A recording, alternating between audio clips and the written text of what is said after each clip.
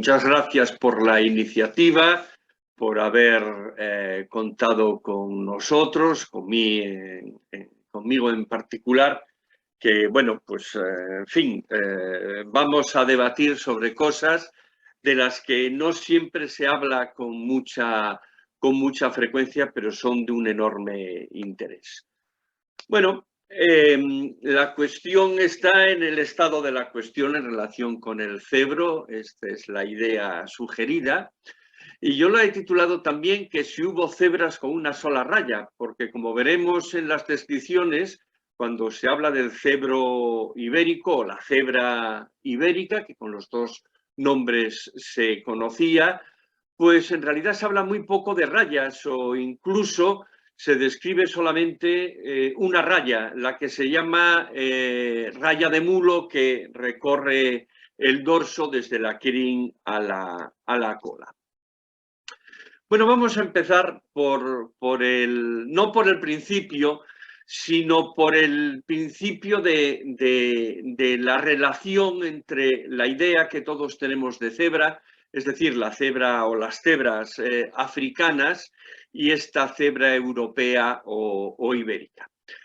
Bueno, salvo unas referencias muy puntuales y marginales, la primera vez que se describen en Europa las cebras africanas es en un libro de este italiano, Filippo Pigafetta. La información que publica en un libro Pigafetta procede de un portugués, Duarte López, que había traficado en el Congo con uno de los reyes, Álvaro I. Os podéis imaginar un rey de Angola, el rey del reino del Congo, que se convirtió al cristianismo y se bautizó con el nombre de Álvaro y reinó con el nombre de Álvaro I, ¿no?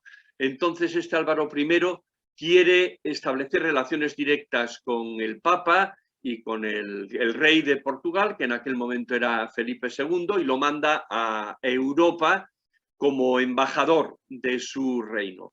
Bueno, no le hace mucho caso al pobre de Duarte, y el que sí le hace caso es Filippo Pigafetta, que decide publicar lo que se conocía en aquel momento sobre este reino del Congo. Y en esta descripción del reino del Congo habla de un animal que los portugueses que están allí asentados desde hace algunas décadas llaman cebra. Y lo llaman cebra y dice que es muy ligero y muy veloz, como lo que se decía en Portugal y en Castilla, veloz como una cebra, ¿no? Esto es una cosa llamativa y curiosa, porque lo que hace es unir, esta frase es el nexo de unión entre las cebras, que los portugueses llaman así al animal que ven en África, que le recordaba, si no por su forma, al menos por su ligereza, con una expresión que se utilizaba en la península ibérica, que era veloz como la cebra. Bueno, vemos aquí también la primera representación de una cebra, que evidentemente es un dibujo de oídas, porque las rayas tienen muy poco que ver con la realidad. Entonces, ¿por qué en Portugal y en Castilla, como decía el libro de Pigafetta, existía la expresión veloz como una cebra? Es decir, que la palabra cebra precedía al conocimiento que los europeos tenían de las cebras africanas. Había entonces cebras en la península ibérica. Bueno, hubo varios debates. A mediados del siglo XVIII, Fray Martín Sarmiento escribe un documento que no fue publicado en su momento, fue publicado ya en el siglo XX, donde encuentra algunas relaciones desde el punto de vista histórico y filológico entre la cebra y el onagro, y él llega a la conclusión de que son tan abundantes las referencias a las cebras en la península ibérica que pensó que hubo cebras africanas, que era la idea que de cebra había en su momento. Incluso propone al rey Carlos III que se repueblen Es decir, es una idea de rewilding que afortunadamente no se llevó a cabo, porque hay que tener en cuenta que si algo caracteriza a la ciencia no es tanto el conocimiento, hay otras formas de conocimiento más o menos metódico, la filosofía, la teología, el conocimiento intuitivo, pero lo que realmente caracteriza a la ciencia es su cambio. La ciencia progresa porque unas ideas son sustituidas por otras que se basan en otra información más relevante. En aquel momento podíamos decir que la ciencia más puntera había llegado a la conclusión de que en España había habido cebras africanas, pero posteriormente esta idea, como veremos, fue cambiando. Ya a principios del siglo XX, en la Academia de Ciencias de Lisboa se produce un debate sobre cómo había que interpretar las palabras cebro, cebra, o más o menos latinizado cebrum, que aparecían en muchos documentos medievales.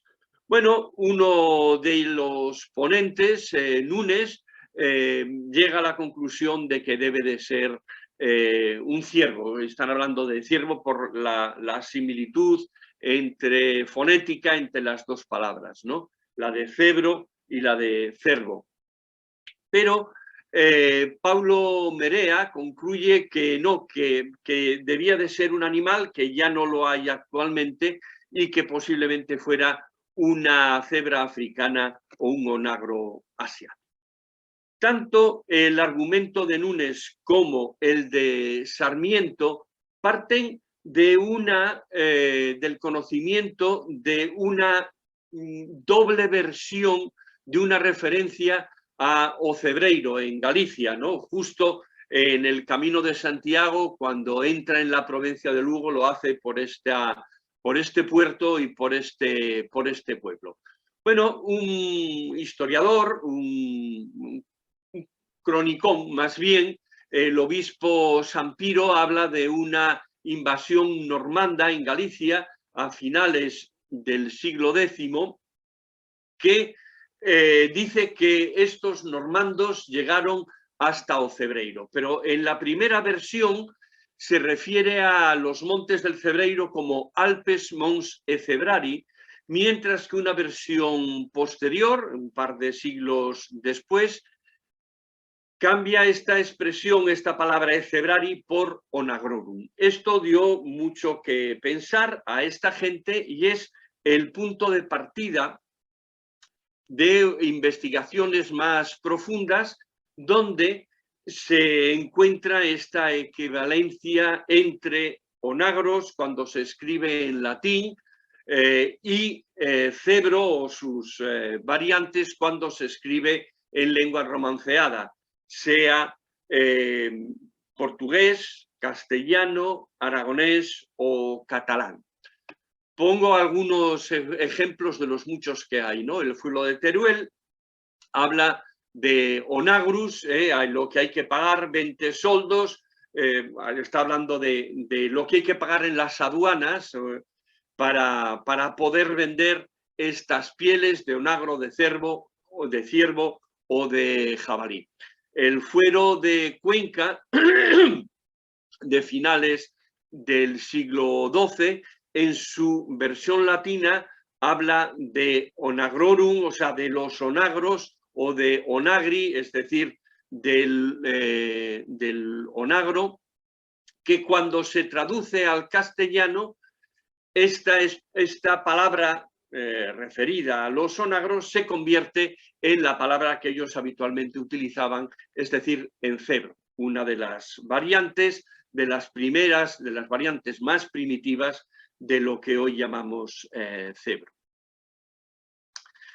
Esta equivalencia entre onagros y cebros en latín o en lengua romance se encuentra en muchísimas cosas, por ejemplo, en versiones romanceadas de la Biblia, en la cual, en varias de ellas, os pongo aquí 3 ejemplos, en el libro de Job, que se habla del onagro, que vivía en Próximo Oriente, pues se traduce en este caso al castellano por la palabra cebro. E incluso en la General Historia de Alfonso X se encuentra esta frase que es muy reveladora. Eonáger decimos nos, que es en la nuestra lengua por asno montés o por encebro. Es decir, hace directamente esta equivalencia. ¿Cuál es el primer testimonio que encontramos escrito de esta palabra, esta versión de cebro? Bueno, pues es un topónimo en la iglesia de San Miguel de Lardosa que existe, esto es uno de los documentos que utiliza Merea en el norte de Portugal, cuando se funda o se consagra esta iglesia en el año 882, es decir, en el siglo IX, ya se menciona el arroyo cebrario que está entre estos montes, en esta zona de Lauridosa o Lardosa. Existen varias referencias del siglo IX y del siglo X en Portugal, como vemos aquí también abajo. Bueno, la verdad es que se encuentran muchas menciones del cebro datadas, o sea, contemporáneas a la existencia del animal entre los siglos XI y XIII, tanto en Portugal como en España. Hay también alguna en el Reino de Navarra, en el Reino de Aragón, y aparece con una serie de variantes, cebro, encebro, acebro, atsebre, cebro, sibra, en fin, tanto en masculino cebro como en femenino cebra, ¿no? Es muy frecuente el topónimo de cebro, cebrero, cebreiro, cebreros en Ávila, y además hay una mención profusa de los fueros como animal que se cazaba y los derechos o limitaciones de la caza del cebro y también de las tasas que había que pagar para poder vender en los mercados su carne o su piel. Hay 65 en Portugal, como vemos aquí, y 15 en los reinos de Castilla, Aragón y Navarra, o por lo menos hemos encontrado este número. Si situamos en el espacio y en el tiempo las referencias sobre los cebros ibéricos, vemos en el mapa de arriba de la izquierda que los topónimos, que se supone que son anteriores al siglo XII, estaban casi por toda la península. Ya en el siglo XIII, si nos limitamos a la información contemporánea, casi toda ella procedente de fueros que conceden los reyes a las distintas ciudades, vemos que se han reducido, y salvo el caso de Navarra, que se ve aquí, pues están sobre todo en Portugal, en las dos Castillas y también en el reino de Aragón, en el fuero de Teruel, aparece. En el siglo siguiente vemos que las referencias se han reducido mucho y van quedando más bien en la zona mediterránea y desapareciendo más de la fachada atlántica, posiblemente porque haya desaparecido el animal en esta zona. Y finalmente, en el siglo XVI, a finales del siglo XVI, aparecen estas dos referencias en la actual provincia de Albacete, ¿no? ¿Cómo eran los cebros a los que tantas referencias se ha hecho hacia su nombre? Bueno, hay un personaje, un embajador de Florencia, que viene a la corte del rey Alfonso X, que hace una descripción de estos animales. Yo pongo aquí la descripción en italiano y la traducción al castellano, porque es una de las descripciones más completas que hay de este animal.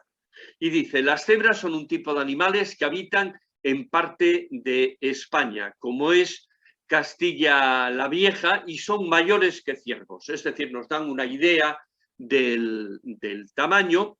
Tienen las orejas muy largas y tienen una raya por el espinazo hasta la cola, esta raya de mulo que decíamos al principio, de que es la única raya que aparece en las descripciones, ¿no? Y tiene los pies finos y su carne es muy buena para comer y son tan rápidos que el hombre no las puede atrapar de modo alguno.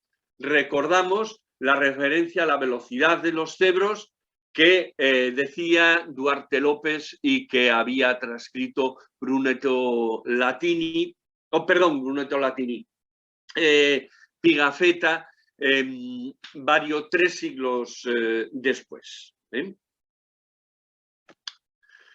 Bueno, también hay otra descripción interesante en las relaciones topográficas de los pueblos de España que ordenó Felipe II. Es la última referencia a la presencia, de existencia de cebros en Chinchilla, y que fue escrita el 30 de julio de 1576. En ella se dice: en esta tierra, pues en el resto de España no se conocían, había muchas cebras. Esto nos indica que en el resto de España ya habían desaparecido y que hacía poco habrían desaparecido también de Chinchilla, las cuales eran a la manera de yeguas cenizosas, es decir, de color gris, de color del pelo de las ratas, un poco mohínas. Esto en su momento es una traducción, o mohíno, en aquella palabra, en aquella época quería decir dos cosas. Una, que tenían el hocico negro, y otra, que los animales, los caballos o los mulos que tenían el hocico oscuro, tenían muy mal carácter, y probablemente yo me inclino más actualmente a considerar que eran animales silvestres que eran difíciles de domesticar. Relinchaban como las yeguas y corrían tanto que no había caballo que las alcanzara. De nuevo, la referencia a su velocidad. Y esto es una foto de la zona donde esto está descrito, que a mí me llama mucho la atención. Yo estuve en la zona viendo cómo era, y resulta que la ciudad de Chinchilla está, digamos, en una especie de ecotono de llanura cerealista y de monte, digamos, menos explotado intensivamente por el ser humano. Hay que tener en cuenta que los équidos en general son animales a los que les gusta la llanura porque buscan su defensa en la huida, en la carrera, y estos, todo el mundo desde hace siglos dice que son animales muy, muy rápidos, Pero hay que tener en cuenta que la llanura estaba ocupada por lo que en aquel momento, en otra referencia también de las relaciones topográficas, se menciona como los panes, es decir, los trigales, de donde evidentemente se habían expulsado a estos animales que podían haber encontrado refugio en estas zonas más escarpadas donde la presencia humana era menor, pero que vivían, digamos, del paso de la zona de monte a la zona cultivada, y se podían volver a refugiar en el monte. Bueno, con estas descripciones nos podemos plantear qué era el cebro realmente. Y hay diversas alternativas que en distintos momentos la gente, los científicos que han estudiado el tema se han acogido. Una de ellas era que fuera un animal cimarrón, un asno o un caballo cimarrón. No hay que olvidar que aparece documentado el cebro como un asno montés, asna brava, mulo salvaje, y precisamente algunos autores portugueses hablan de este tema diciendo que los asnos domésticos se pudieron haber vuelto, se pudieron asilvestrar durante diversos momentos en relación con las enfermedades epidémicas, como el caso de la peste negra. Pero claro, hay que tener en cuenta que la peste negra tuvo lugar en el siglo XIV, en la península ibérica y prácticamente en toda Europa, pero ya existían las referencias a las cebras mucho antes, incluso descripciones como la que vimos hace un momento, un siglo por lo menos anterior, y ya en siglos todavía pretéritos ya se hablaba de ellos. Bueno, otra de las hipótesis, como vimos desde el principio, desde los años 20, es que fuera un onagro que hubieran introducido los musulmanes cuando llegan a la península ibérica en el año 711. Pero hay que tener en cuenta que muy poco tiempo después, siglo y medio después aproximadamente, ya aparece el topónimo registrado en un documento histórico del norte de Portugal. Y claro, parece poco probable que en tan poco tiempo pues hubiese adquirido esa distribución tan amplia que nos indica la toponimia. Vemos aquí un onagro asiático que tiene esta línea de mulo en el dorso. También pueden tener esta otra línea en la cruz, como también lo tienen algunos asnos, como vemos aquí en este caso, un asno con alguna otra rayita en las extremidades.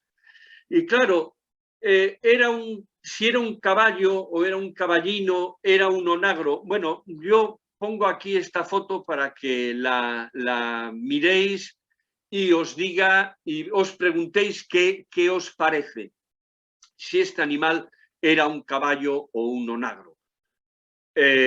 A distancia, pues como dice alguno de los científicos que recorrieron las estepas rusas en el siglo XVIII, eran muy difíciles de distinguir. Realmente esto no es un onagro, sino que es un caballo de Przewalski. Pero, ¿cuáles son las diferencias vistas a distancia y sin un ánimo, sin una intención taxonómica, científica como la que había ya en el siglo XVIII? Pues realmente son difíciles de distinguir. Otra hipótesis, que es la que planteamos en el año 92 yo mismo y Corina Liesau, era que si tenía que ser un équido en la península ibérica y no había entonces fósiles conocidos de onagros, lo más parecido, en teoría, pues debía de ser el Equus hydruntinus, el asno de Otranto o el asno salvaje europeo, que con esos dos nombres se le conocen, del que había un amplio registro fósil en el sur de Europa y donde los fósiles más recientes precisamente se habían encontrado en España. ¿Cómo sería el Equus hydruntinus? La verdad es que los restos que han llegado hasta nosotros son escasos y fragmentarios, más fragmentarios que escasos. Y desde luego no fosilizan ni las orejas para saber si eran grandes o pequeñas, aunque en Francia, en la cueva de Trois Frères, hace, bueno, pues 13.000 años antes de Cristo, en pleno Pleistoceno, alguien dibujó un animal con unas orejas tan largas como estas. Tampoco las rayas, estas son reconstrucciones, unas con más rayas, otras con menos, ni tampoco los pelos de la cola. Claro, los pelos de la cola nos informarían de si este animal era más bien un caballo o era más bien un asno. Las reconstrucciones son subjetivas y, por lo tanto, erróneas en la medida en que tenemos que, o que pueden ser erróneas en la medida en que introducimos información de la que no estamos muy seguros. Bueno, esta es los yacimientos que yo he encontrado que mencionan la presencia de Equus sidruntinus, y yo destacaría los que están más en amarillo, que son del Holoceno. Como vemos, tenía una presencia amplia en toda la península ibérica. Pero hay muchos científicos, muchos paleontólogos, que se plantearon qué era el Equus sidruntinus. Hay estas distintas interpretaciones, porque en función del tipo de pieza que hayamos encontrado en un yacimiento, pues podemos llegar a una conclusión u otra. Si lo que aparece son huesos de las extremidades, a lo que más se parece es a un asno. De ahí la descripción original de asno de Otranto. El Idruntinu es el patronímico de los de Otranto, en el sur de Italia. Pero si lo que estudiamos son los molares inferiores, pues a lo que más se parece es a un estenonino, es decir, un équido mucho más antiguo. Si lo que estudiamos son los dientes superiores, a lo que más se parece es a alguna de las hebras africanas. Si lo que valoramos es la proporción del cráneo, recientemente se han encontrado en la zona de Crimea algún cráneo completo. Aquí casi nunca aparecen restos de huesos craneales, ni menos aún cráneos más o menos completos. A lo que más se parece es a un onagro. Pero cuando se hicieron análisis de ADN mitocondrial de estos restos, lo que se encontraron los investigadores, luego lo detallaremos un poquito más, es que lo que aparece en Europa o son caballos, fundamentalmente en Europa occidental, o son onagros, pero no aparece un genotipo distinto que podíamos asignar a una determinada especie. En este sentido, y estamos casi acabando, citaré un experimento que hicieron Eva María Geigel y Thierry Grange en 2009. Yo los conocí en aquel momento, fueron a dar un seminario a la Universidad Autónoma de Madrid y me invitó Arturo Morales, que había participado en este experimento, y allí estuvimos charlando, ¿no? Lo que hicieron es recoger restos atribuidos a Equus sidruntinus de 27 muestras que habían enviado los especialistas, como que eran identificadas como Idruntinus, e hicieron una cata a ciegas. Repartieron esas muestras a otros especialistas distintos de los que les habían enviado esa muestra. Es decir, que si yo envié un hueso de una pata, a mí me enviaban un diente y tenía que decir, sin saber de dónde, cuál era su procedencia, determinarlo de acuerdo con mi especialización. Bueno, hubo de todo. Hubo gente que puso que era, o que confirmó que eran Idruntinus, otros que decían que eran asnos, otros que decían que eran caballos, ¿no? Esto nos lleva a plantear si realmente existió un animal que fuera el Equus idruntinus, o si se trataba de una evolución convergente de caballos o de onagros que en un determinado tipo de ambiente, como era el que había en distintos momentos en el sur de Europa, convergían hacia un morfotipo que era distinto de los caballos y los onagros típicos, y eso fue lo que dio lugar a la descripción de esta nueva especie.